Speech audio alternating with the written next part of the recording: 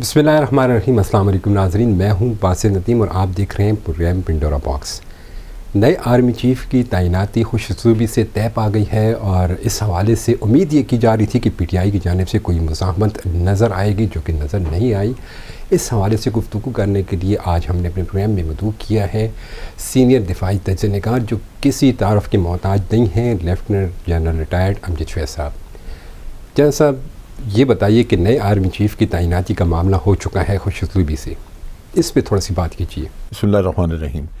دیکھیے، پہلے تو میں سمجھتا ہوں کہ یہ مجھے بھی بڑی سیٹسفیکشن ہوئی اور سب کے لیے ایک اطمینان اور خوشی کی بات ہے کہ یہ خوش اسلوبی سے سارا معاملہ طے ہوا۔ جیسے آپ نے ابتدائیہ میں بات کی، مجھے بھی شک تھا کہ یہ نہ ہو پی ٹی آئی اس پہ کچھ اعتراضات کرے، کیونکہ اس میں جنرل عاصم منیر جو کہ ایک پروفیشنل سولجر ہے، کمپیٹنٹ آدمی ہے، بڑا اچھا ریکارڈ ہے اس کا سروس کا، اس کو پی ایم ایل این کے بعض باتوں کی وجہ سے اس کو پولیٹیسائز کیا گیا۔ نیچرلی جب آپ اپنی پریفرنس شو کریں تو دوسری سائیڈ اس کو متنازع کرتی ہے، تو یہ ڈر تھا کہ یہ اس کو متنازع نہ بنا دیں، جبکہ میرا اپنا تجربہ یہ کہتا ہے کہ جو چیف عوامی سٹاف ہے اس کا بے شک اپنی ذات کی حد تک اس کی کوئی پولیٹیکل سوچ کسی سے ملتی ہو یا نہ ملتی ہو، وہ عمل کرتا ہے اپنے ادارے کے بہترین مفاد میں، پاکستان کے بہترین مفاد میں اور ادارے کے ساتھ مشاورت پہ۔ سو اس وجہ سے جو یہ فیلنگ ہوتی ہے کہ فلاں آدمی فلاں پارٹی کا ہے، وہ پبلک میں تو ہے، ایسا احساس ہوتا ہے، لیکن حقیقت میں یہ چیز ہوتی نہیں۔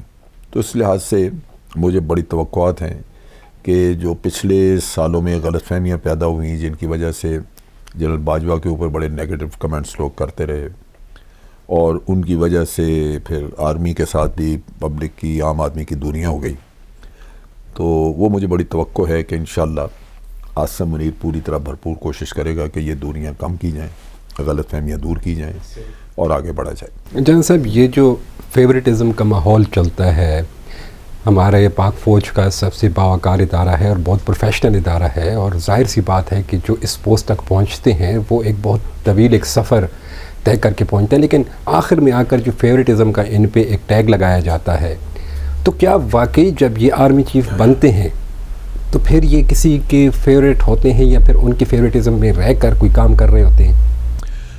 بعض اوقات یہ فیورٹزم کا کچھ ایلیمنٹ نظر آتا ہے اور اس کی بنیادی وجہ یہ ہے کہ یہ جو سسٹم ہے اس میں خرابی ہے، کیونکہ جو پروموشن کا system with in the army ہے وہ تو بڑا ایلیبوریٹ ہے، اور وہ بھی اسی طرح ہے کہ جس طرح کنسنسس کسی کے بارے میں آپ کہتے ہیں کہ جی اس کو میں نے میجر جنرل بنانا ہے، تو وہ آپ اکیلے نہیں ہیں کہنے والے، وہاں پہ تمام کور کمانڈرز اور سارا طبقہ بیٹھا ہوتا ہے اور وہ ہر آدمی اپنی آبزرویشن دیتا ہے، ڈسکس کر کے اس کا پروفیشنل ریکارڈ سامنے رکھ کے، اس کا ڈسپلن، اس کی انٹیلیجنس رپورٹس، اس کی پولیٹیکل لیننگز وغیرہ، یہ سارا کچھ سامنے رکھ کے تو وہاں فیصلہ ہوتا ہے، جو پولیٹیشنز نہیں کر سکتے۔ پولیٹیشین جو ہیں وہ چونکہ ان کے اپنے پولیٹیکل اینگلز ہیں اور پولیٹیکل اپنے انٹرسٹ ہوتے ہیں، تو وہاں آ کے کچھ تھوڑی بہت یہ نظر آتا ہے کہ لوگ اپنی پریفرنسز کو استعمال کرتے ہیں۔ سو یہ سسٹم میں خرابی ہے، ہونا یہ چاہیے کہ یہ اس کو بھی انسٹیٹیوشنلائز کیا جائے، سیاستدانوں پہ مت چھوڑا جائے، نہ ہی یہ کسی پرائم منسٹر یا کسی ایک آدمی پہ۔ نیشنل سیکورٹی کمیٹی آپ کی ہے، اس میں لے جائیں، اس میں تینوں سروسز چیف بھی بیٹھتے ہیں، چیئرمین جوائنٹ چیف بھی بیٹھا ہوتا ہے، پرائم منسٹر چیئر کر رہا ہے، فائنانس منسٹر، اس میں فارن منسٹر ہے، ڈیفنس منسٹر ہے، یہ لوگ بیٹھے ہیں۔ سو سویلین ریپرزنٹیشن بھی ہے، ملٹری ریپرزنٹیشن بھی ہے، اور ایک پروفیشنل طریقے سے آپ اس کو ڈیبیٹ کر کے فیصلہ کر سکتے ہیں۔ اس میں کچھ بھی نہیں تو کم از کم فیورٹزم کسی حد تک کم ہوگا، اس وجہ سے کہ پروفیشنل لوگ بیٹھے وہ سیاست سے ہٹ کے پروفیشن کی بات کریں گے۔ پولیٹیکل پہ تو میں ابھی آگے چل کے سوال کروں گا کہ میاں نواز شریف صاحب کے مقاصد کیا تھے اس تعیناتی پہ، لیکن ابھی یہ سوال ذہن میں اٹھتا ہے کہ جنرل باجوہ کے دور میں پاک فوج میں اور عوام میں جو ایک فاصلہ بنتا ہوا نظر آیا، تو نئے army chief general Asim Munir یہ جب آئیں گے تو یہ باجوہ صاحب کی پالیسی کو جاری رکھیں گے یا کوئی نئی پالیسی لے کر آئیں گے؟ آپ کا کیا خیال ہے؟ باجوہ صاحب کی پالیسیز اگر انہوں نے اس سے ہٹنا ہوا تو پھر ان کو بہت ساری تبدیلیاں کرنی پڑیں گی سیٹ اپ میں. جیسے آئی ایس آئی کا سیٹ اپ ہے, اس میں بڑے لارج اسکیل آپ کو تبدیلیاں کرنی پڑیں گی. جو آپ کا اپنا جی ایچ کیو کا سیٹ اپ ہے, کیونکہ ایک چیف آف آرمی اسٹاف نے اپنی سہولت کے لیے اپنے کانفیڈنس, جو اپنے کانفیڈنس کے لوگ ہیں ان کو رکھا ہوتا ہے, تو وہ چیزیں وہاں پہ اسی طرح ہی چلتی ہیں. اور اگر آپ ان کو بدلنے کی کوشش کریں تو اس میں ریزسٹنس بھی آتا ہے. تو میرا اپنا خیال ہے کہ ملک کی بہتری کے لیے, اور آگے نئے کور کمانڈرز وغیرہ آ رہے ہیں, کیونکہ یہ لوگ ریٹائر ہو جائیں گے اپریل میں, 3-4 اور ریٹائر ہو جاتے ہیں یہ نیکسٹ منتھ دسمبر میں.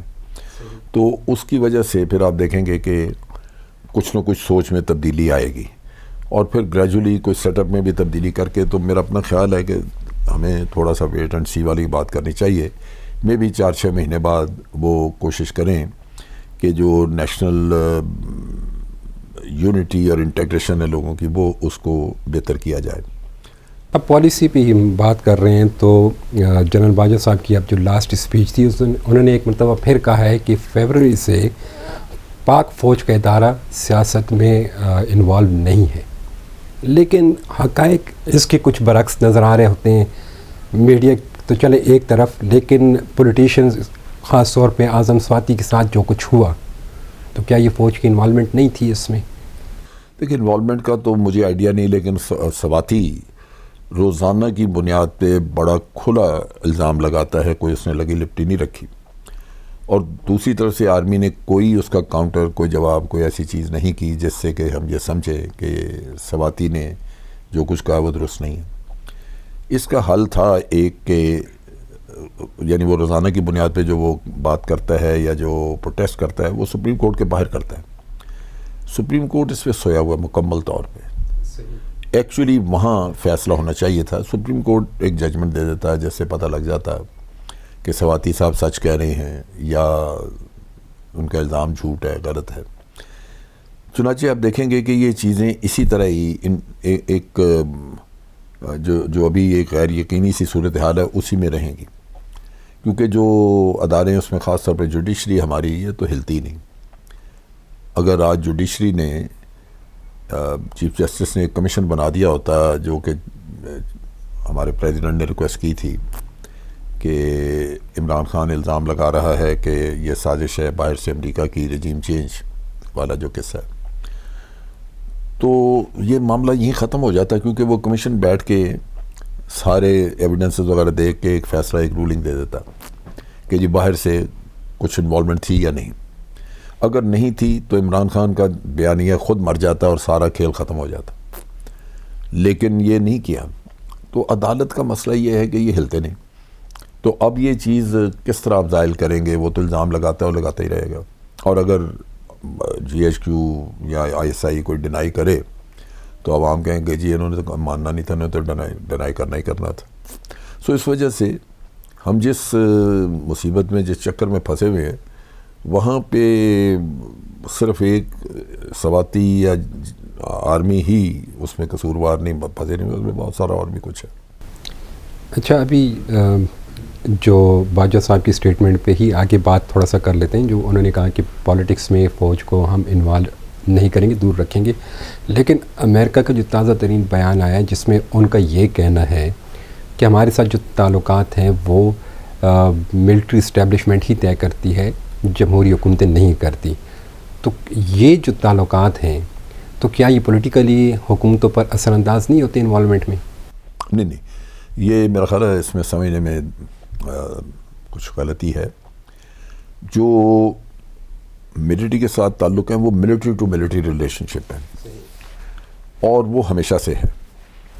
اس میں ٹیررزم کے خلاف کوآپریشن ہے, اس میں انٹیلیجنس شیئرنگ ہے, وہ ہمارے ساتھ شیئر کرتے ہیں بعض انٹیلیجنس پیسز, بعض ہم کرتے ہیں ان سے.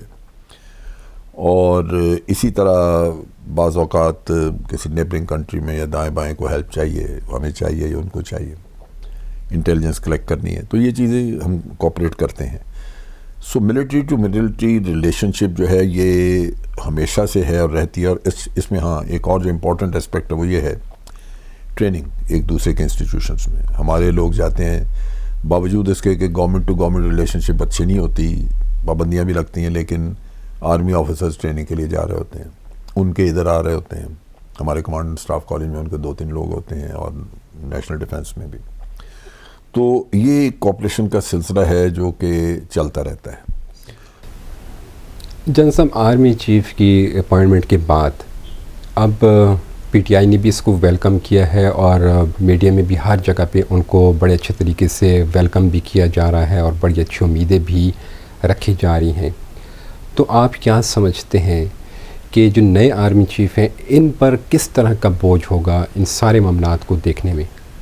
دیکھیں، جنرل باجوہ بڑے پرویکٹیو ہوتے تھے، وہ کوشش کرتے تھے کہ ان کی کو انڈرسٹینڈنگ کرا دی جائے. وہ میرا خیال ہے کہ یہ کام نہیں کرنا چاہیے، ہمیں پیچھے ہٹ جانا چاہیے.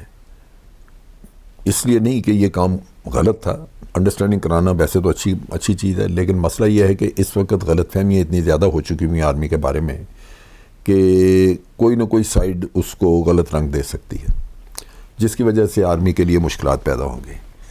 سو ایک تو وہ نہیں کرنا چاہیے. دوسری چیز یہ ہے کہ آرمی کو آپ اس جو یہ لانگ مارچ ہے یا اس کے بعد وہ سٹ ان کرتے ہیں، کچھ بھی کرتے ہیں، آرمی کو اس سے دور رہنا چاہیے.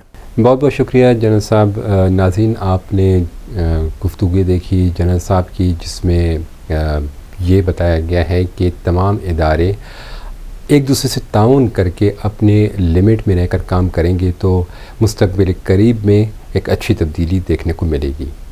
اجازت دیجیے، اللہ حافظ.